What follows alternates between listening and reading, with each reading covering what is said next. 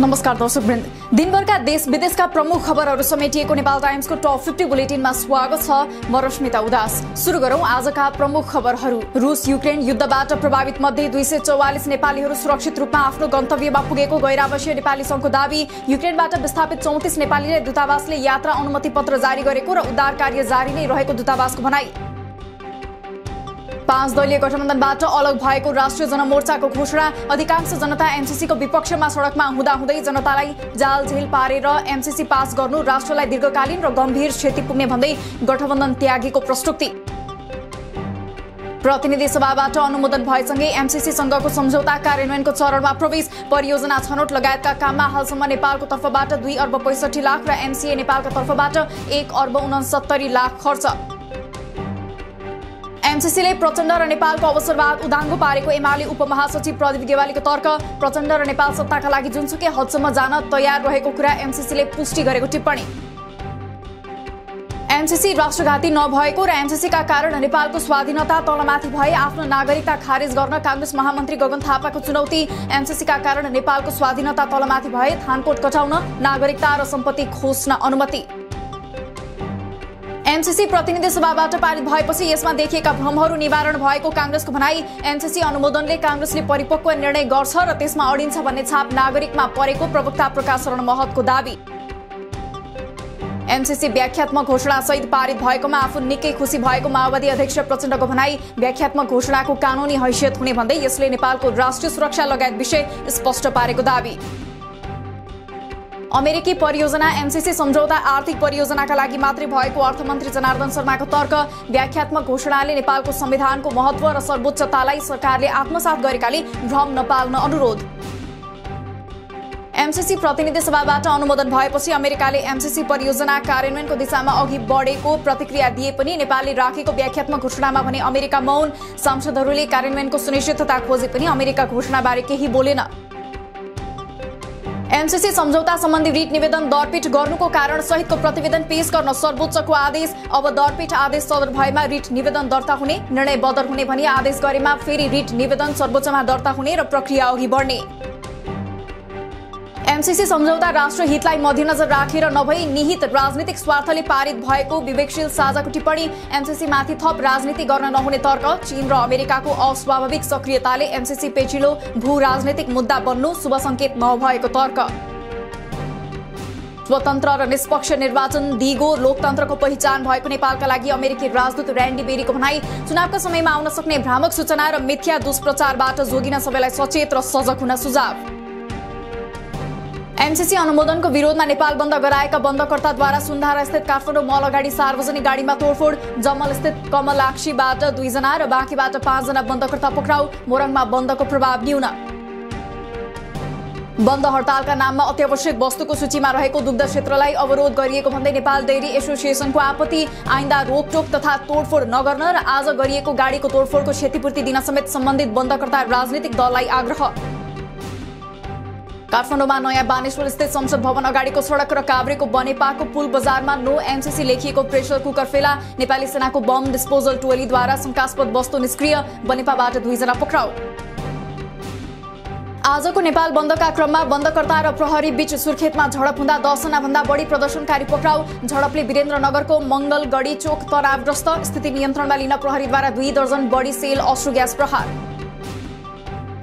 झापामा सार्वजनिक यातायातका साधनलाई अवरोध पुर्याउन खोज्ने 3 जना पक्राउ। बन्दमा दिनभर सार्वजनिक यातायातका साधन चलेनन्। बन्द सरकारलाई खबरदारी गर्न गरिए पनि शास्ति भने सर्वसाधारण खेप्न बाध्य। अर्घाखाँचीमा एमसीसीको विरोधमा बन्द गराउँदै हिँडेका 8 जना प्रहरी नियन्त्रणमा। बन्दले लामो तथा छोटो दूरीका सार्वजनिक यातायातका साधन, शिक्षण संस्था, कल कारखाना र उद्योग धन्दा पूर्ण रूपमा बन्द। एमसीसी पारित भएको विरोधमा 5 दलीय मोर्चाले गरेको बन्दका क्रममा बुटवलमा 17 जना प्रदर्शनकारी पक्राउ। बन्दका कारण बुटवल सहित रूपन्देहीको जनजीवन प्रभावित। सार्वजनिक सवारी साधनदेखि बजार पसल सबै बन्द। 110 दलले मान्यता पाएकोमा 80 राजनीतिक दलहरूले मात्र स्थानीय तह निर्वाचनमा भाग लिन आयोगमा दल दर्ताका लागि निवेदन दिए। 23 फागुनभित्र आयोगले निर्णय गरी दलको नाम प्रकाशित गर्ने तयारी। 10 वैशाखभित्र सबैलाई खोप दिइसक्न सरकारलाई आयोगको आग्रह। पछिल्लो 24 घण्टामा नेपालमा 180 जनामा कोरोना संक्रमण पुष्टि। आजै 400 जना संक्रमित निको भए। थप 1 जना सहित हालसम्म 11,936 जनाले ज्यान गुमाए। आज 1,41,121 जनाले लगाए खोप। रूपन्देहीको तिलोत्तमा नगरपालिकाका 12 वर्षमाथिका सबै नागरिकले कोरोना खोप लगाए। नगरपालिका पूर्ण खोप लगाउनेमा पहिलो पालिका बन्यो। 12 वर्षमाथिका सबैले दुवै मात्रा खोप लगाएपछि रूपन्देहीकै सैनामीना नगरपालिका पनि पूर्ण खोप सुनिश्चितता भएको स्थानीय तह बन्यो। त्रिभुवन विश्वविद्यालयमा लामो समयदेखि भइरहेको तालाबन्दीलाई आन्दोलनरत पक्ष र त्रिवी पदाधिकारीको वार्ताबाट टुङ्गो लगाउन मानव अधिकार आयोगको आग्रह। वार्ताको वातावरण बनाई पठन पाठन परीक्षा लगायतका कुनै नियमित गतिविधिमा अवरोध नपुर्याउन अनुरोध। शैक्षिक कार्यक्रम सुरु गर्ने दाङ स्थित राप्ती स्वास्थ्य विज्ञान प्रतिष्ठानको तयारी। स्थापना भएको 5 वर्षपछि प्रतिष्ठानले पहिलो पटक आगामी नयाँ शैक्षिक सत्रदेखि शैक्षिक कार्यक्रम सञ्चालन गर्दै प्रतिष्ठानबाट बीएससी नर्सिङ, डीएनएस र ब्याचलर अफ फार्मेसीको अध्यापन सुरु हुने।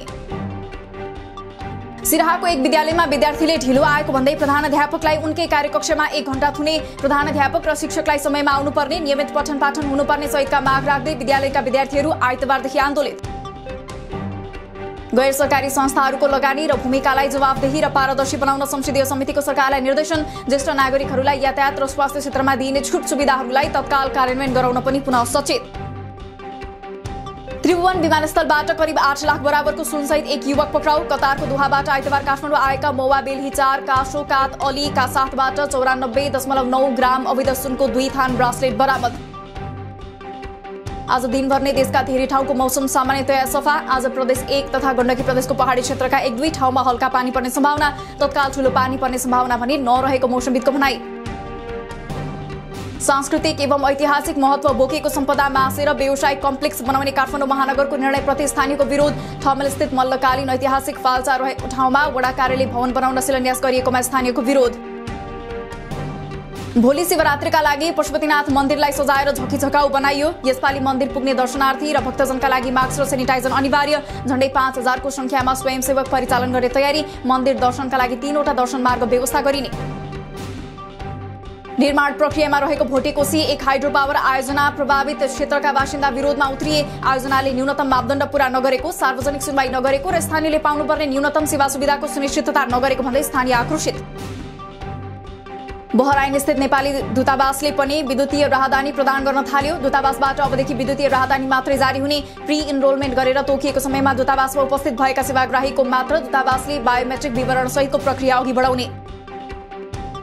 कोरोना संक्रमण दर कम हुँदै गएपछि यूएईले कोरोना नियन्त्रण गर्न लागू गरेका नियमहरू खुकुलो पार्दै आगामी मार्च 1 देखि लागू हुने गरी घर बाहिर वा सार्वजनिक स्थलमा अनिवार्य मास्क लगाउनुपर्ने नियम हट्ने। कन्ट्याक्ट ट्रेसिङमा परेकालाई पनि अनिवार्य क्वारेन्टिनको नियम हट्ने। माल्टा हिँडेका 7 जनालाई शंकास्पद यात्रा भन्दै अध्यागमन कार्यालयद्वारा फिर्ता। भारत हुँदै माल्टा हिँडेका तर श्रम स्वीकृति समेत नभएपछि शंकास्पद यात्रा भन्दै प्रस्थान अनुमति नदिएको अध्यागमन कार्यालयको भनाई। जापानको टोकियो स्थित नेपाली स्कुल एभरेस्ट इन्टरनेशनल स्कुलमा पनि माध्यमिक शिक्षा परीक्षा एसईई सञ्चालन। एसईईमा 19 जना विद्यार्थी सहभागी हुने। परीक्षाको लागि अनलाइन मार्फत प्रश्नपत्र पठाउने तयारी। उत्तर पुस्तिका नेपालमै जाँच हुने। भारतबाट G2G मार्फत 5 वर्षका लागि रासायनिक मल खरिद गर्न नेपाल र भारत सरकार बीच समझदारी। पहिलो वर्ष 1 लाख मेट्रिक टन युरिया र 50,000 मेट्रिक टन डीएपी मल भारतले नेपाललाई दिने। सरकारी उदासीनता र भारत सरकारको व्यवस्थाका कारण नेपालको ब्याङ्किङ प्रणालीमा रहेका 7 करोड भारतीय रुपैयाँ अझै साटिएनन्। नोट साटिनेमा राष्ट्र ब्याङ्कको आशंका। हालको ब्याङ्कको नेतृत्वको व्यवस्था। सीमावर्ती नेपाली बजारहरूमा अझै पनि भारतीय नोटहरू चलन चल्तीमा। हप्ताको दोस्रो दिन आज शेयर बजार परिसूचक नेप्से 43.1 अङ्कले घटेर 2610.60 बिन्दुमा पुग्यो। आजै 3 अर्ब 66 करोड रुपैयाँको शेयर कारोबार। आइतबार तोलामा 1400 रुपैयाँले घटेको सुनको भाव आज भने 1600 रुपैयाँले बढेर 98,200 रुपैयाँ पुग्यो। चाँदी पनि तोलामा 45 रुपैयाँले बढेर 1340 रुपैयाँमा कारोबार। नेपाल एपीएफ क्लबले लगातार दोस्रो पटक जित्यो Lalitpur mayor women's T20 cricket च्याम्पियनशिपको उपाधि। आज भएको फाइनलमा सुदूरपश्चिम 8 विकेटले पराजित। युद्धमा होमिएका युक्रेन र रुसी प्रतिनिधिबीच शान्ति वार्ताका लागि बेलारुसको सीमामा छलफल सुरु। तत्काल युद्ध विराम गरी रुसी सेना फिर्ता गर्नुपर्ने युक्रेनको माग। वार्ताबाट परिणाम निस्कने कुराप्रति राष्ट्रपति जेलेन्स्कीद्वारा आशंका व्यक्त। रुसी सेनालाई हात हतियार त्यागेर आफ्नो ज्यान जोगाउन आत्मसमर्पण गरेर फिर्ता जान युक्रेनी राष्ट्रपति जेलेन्स्कीको रुसी सेनालाई आग्रह। आफ्नो सन्देशमा फास्ट ट्र्याक मार्फत युक्रेनलाई तत्काल युरोपेली युनियनको सदस्यता दिन समेत अपिल। प्रतिबन्धका कारण रुस तेस्रो विश्वयुद्धतिर धकिलिरहेको बेलारुसका राष्ट्रपति एलेक्जेन्डर लुकासेन्कोको चेतावनी। रुसमाथि लगातार प्रतिबन्ध लगाउन थालिएपछि युक्रेन हमलामा पुटिनलाई सघाइरहेका लुकासेन्को रुष्ट। युक्रेनको कियवमा रुसी हमलापछि लगाइएको कर्फ्यू हटेपछि किराना पसल खुल्न थाले। विस्थापित भएकाहरूलाई केही राहत। कियवका अधिकारीका अनुसार युद्ध सुरु भएपछि 1 लाख बढी मानिस सेनामा सामेल। बेलारुसले रुसी सेनालाई सघाउन आफ्ना सेनालाई युक्रेन पठाउने। रुसी सुरक्षा फौजले सबै दिशाबाट आक्रमण थालेको युक्रेनको दाबी। युक्रेनका लागि अबको 24 घण्टा महत्त्वपूर्ण हुने युक्रेनी राष्ट्रपति जेलेन्स्कीको भनाई। युक्रेनमा हालसम्म 352 जनाको मृत्यु र 1684 जना घाइते। रुसी राष्ट्रपति भ्लादिमिर पुटिन अन्तर्राष्ट्रिय जुडो महासंघको मानार्थ अध्यक्षबाट निलम्बित। पुटिनले योसँगै विश्व खेलकुदको सबैभन्दा सम्मानित पद गुमाए। पदबाट हटाउनुको कारण युक्रेनमा जारी द्वन्द्व भएको आईएफजेको प्रस्तुति।